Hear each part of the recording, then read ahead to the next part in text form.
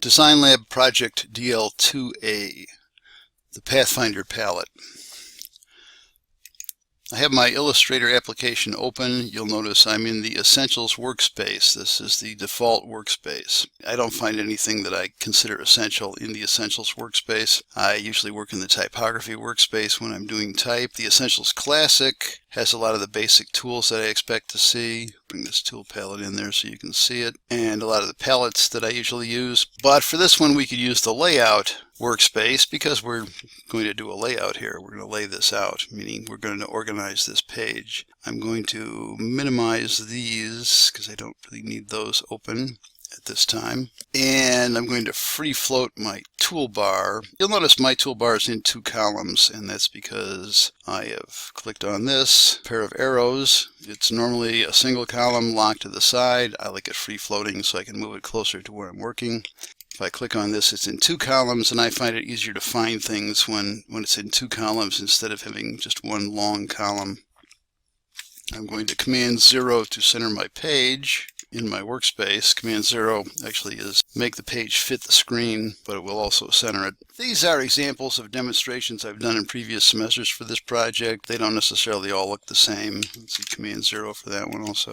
I think my choice of blue is a little different on these, and some of my positioning is a little different, and also some of the ways I chose to combine shapes is a little different. I'm pretty sure I said that the word design means a plan. A design is a plan, to design is to plan, and a designer is a planner. What is the plan for this page? Well, let's start with a fresh page. I could go to File and say New, or you'll notice the mnemonic shortcut is Control-N, Control on the PC or Command on the Mac. So Command-N or Control-N, New Document. And this will be letter size. Default dimensions are in points, in inches. That's 8.5 by 11. And this will be vertical, or what's in computer parlance is known as portrait. Bleeds you can ignore. We don't do anything with bleeds on this project. CMYK color mode is fine. High resolution is fine for raster effects. Actually, come to think of it, you could cut that to medium because we may have some raster effects involved in this, and we'd end up with a smaller file size if we use medium resolution, and we really don't need high resolution because this isn't something that will be commercially printed. Nothing else that I need there. That's fine. So we'll create the document.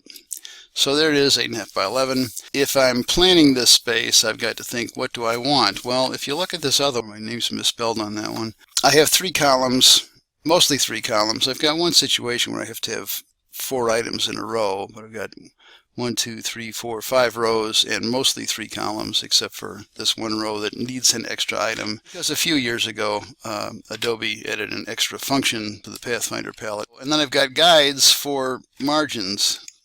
Now in a page layout program such as InDesign, I can establish margins when I create the document, but in Illustrator, because they figure you're doing an illustration and you may just be using the whole page edge to edge, they don't have a setup for margins. But an easy way to establish margin guides is to show your rulers. You can find your rulers in the View pull down. It's a long list. Well, you know what? It's Command R for ruler. That's the mnemonic. And you can see my rulers come up. It's in inches because I had changed the document setup 2 inches when I created the document. Command plus, zoom in a little bit here. I'll just move this off the page. You don't really need to look at my tools right now. To add guides, I can click on a ruler and drag it down to what looks like about 1/2 inch. And if I'm correct, then here in my transform palette, it should show that the guide I have selected is 0.5 Y, and I'm close. So I'm going to highlight that number and on my keyboard push the up arrow, and it will skip to the next 1/4, 1/8, 1/16. Or 1/2 inch. This number here doesn't really mean much. That's, you know, wherever I grabbed that line or wherever I initiated that line. So the only thing that is important in a guideline is if it's a horizontal guide, what is its dimension Y? If it is a vertical guideline, then we want to know what's its dimension X, and this is almost 1/2 inch. So I'll highlight this and push the up arrow on my keyboard to get exactly 1/2 inch. Over here, let's see if it snaps to 1/2 inch. Again, my transform palette, that's not 1/2 inch. It's at 8.017, so I'm going to use my down arrow on the keyboard with that selected to make sure that's exactly 8 inches, so I have a ½ inch margin. At the bottom, I want a little more than a ½ inch, and if you've done anything in fine art, framing or matting images, you may have learned that the bottom margin of a mat should usually be a little larger than the top or side margin, so the top and the two sides are equal and the bottom is a little wider. You'll see that in book layouts, magazine layouts, ad layouts, anything that is framed generally with a mat, it will have a wider margin at the bottom, and that's because if you have all the spaces look equal, optical phenomenon causes the framed item to appear to be falling if the bottom margin isn't a little bigger. And you can explore that yourself by trying that out on, if I have a square here, and I'll just make that a black square, and I'm going to put a white square inside here, and if I use my align palette here and align, whoa, excuse me, that happened because I had my direct select arrow chosen and I had only points selected, so I have to use my main selection tool. My mistakes will really help you learn a lot. Of course, you may find yourself making the same mistakes, but if you do, now you'll know what's happening. I'm going to, relative to the page, align, as I'm going to pull this over here because some of this is falling outside the window. Align to artboard and center. Okay, so this is perfectly centered, and maybe you see it, maybe you don't, but it makes it appear that the bottom margin is actually smaller, whereas if I was to make this bottom margin a little bit bigger, the white square no longer seems like it's falling. And about the only time you ever see squares that are closer to the bottom of a frame is in Josef Albers' series Homage to the Square, where he does hundreds of paintings with squares within squares that have a smaller bottom margin, so they all appear to be falling. Okay, this isn't part of the project, but I just wanted to show you why we have a larger margin at the bottom. And what is my margin at the bottom? I click down to that 10.375, so that means my bottom margin is 5/8 of an inch. Now, I have to add in some objects, and just like the Vorkurs at the Bauhaus in 1923 through 28, when Moholy was in charge, or the teaching method of Jon Gnagy, the first television art instructor, we will start with a square, circle, and a triangle, and 3 basic colors, red, yellow, and blue. So a square is a rectangle. Well, this is a rectangle, and that's a rectangle. But if I want a perfectly square rectangle, I need to constrain, hold the shift key, and then drag, and I will get perfect squares. And actually, you don't see any color on these things because those are paths that have no stroke or fill. I'll add stroke and fill to those. There you go. In the instructions, I give you a specific size for the square. And the specific sizes are not all the same for the square, circle, and triangle, and that's because optically we want them to have about the same visual weight. And if they were all the same height, they would not appear visually equal. Again, optical phenomenon. If I'm going to go ahead and select a color for this. This is going to be red, so I'll double click on my fill swatch in the bottom of my tool palette. I could pick this as, let's say, RGB red, 255 red, or I can select a CMYK color that might be, say, 100% magenta and about 86% yellow. Might be nice. That's not a bad red. I could go to swatches and select one of these reds, you know, like maybe that one. And here you see this is a CMYK based document, CMYK color mode, so my basic color swatches in my color picker are CMYK based, and it tells you what these blends are in terms of the cyan, magenta, yellow, and black that you would need to make these colors. And if I was working in RGB, I would be selecting these numbers. If I was doing this for the internet and wanted only web colors and selected something like in the reds, you can see that this number here, which is expressed in hexadecimal, where the first 2 numbers are the red channel, which is CC, the next is the blue channel, let's say RGB, the green channel, which is 33, and the blue channel, which is 33, and those equate to a binary number of 204, something that is red but not 100% red, and a percentage of green at 51 binary, and a percentage of blue that is 51 binary. And this is the CMYK equivalent in percentages of those colors. So anyway, I'm going to take the black out of it.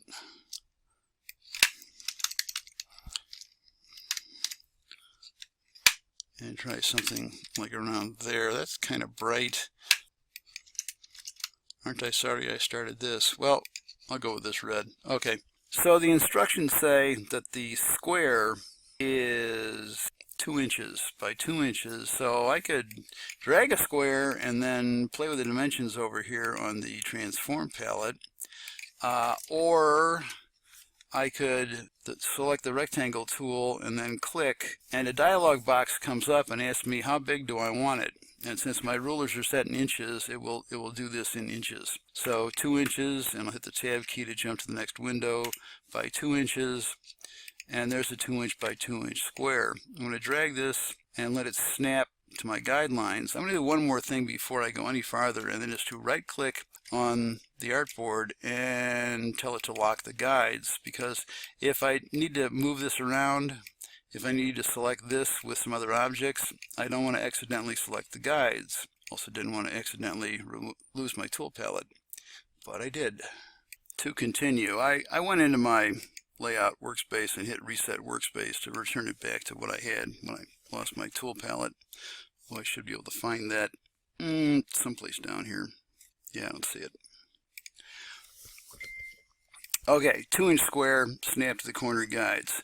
The next item is a circle which will be blue, and you use the ellipse tool.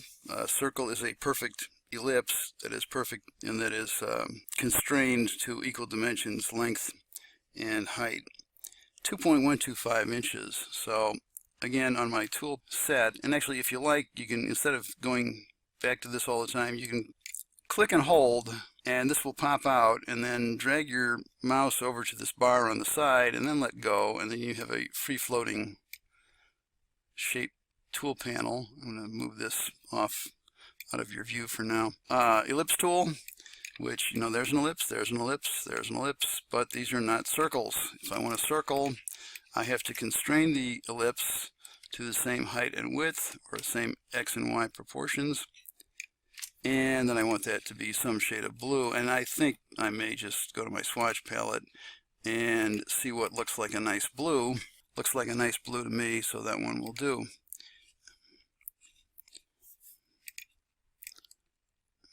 And I'll put that there. Now, you know what I forgot to do is I forgot to tell it how big I wanted that. So let's do this again. I'm now, blue is my color. This should be 2.125, 2 1/8 inches.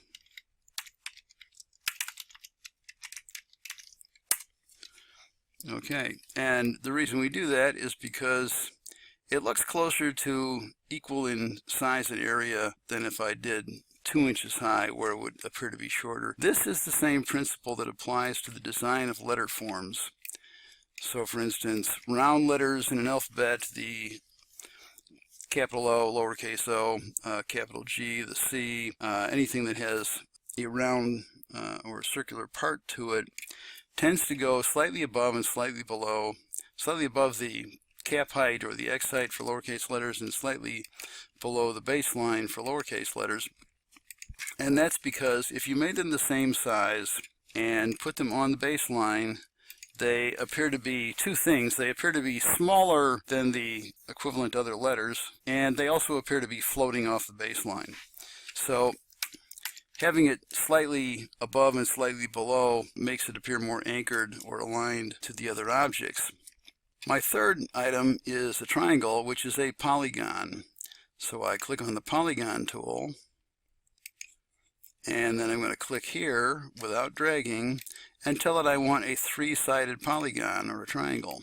Now this is a little confusing about how you decide how big your triangle is, because we know we want it to be a little over 2 inches high, but we actually have to select a radius of 1.4 inches because the way the polygon is described is by what size circle would encompass it. And a 1.4 radius is 2.8 inches in diameter, and a triangle that fits in a circle 2.8 inches in diameter appears to be more similar in size to our 2-inch square and 2 1/8 inch circle. I'm going to scoot this over a little so it hangs into the margin about as much as it sticks out the top. Again, this is optical phenomenon where if I aligned it right to that 1/2 inch line, it would appear to be a much wider margin on the right side than the left. And I probably should kick that out a little bit more. This should be yellow. I'm going to pick a nice bright yellow. I think, let's try this yellow, which is 95% yellow and 10% magenta. Looks like a nice yellow to me. And my circle, I want to align to the center of the page. So I'm going to take my Align palette. Am I still on? Yes, Align to Artboard, and center that. And these seem more or less evenly spaced and more or less similar in size.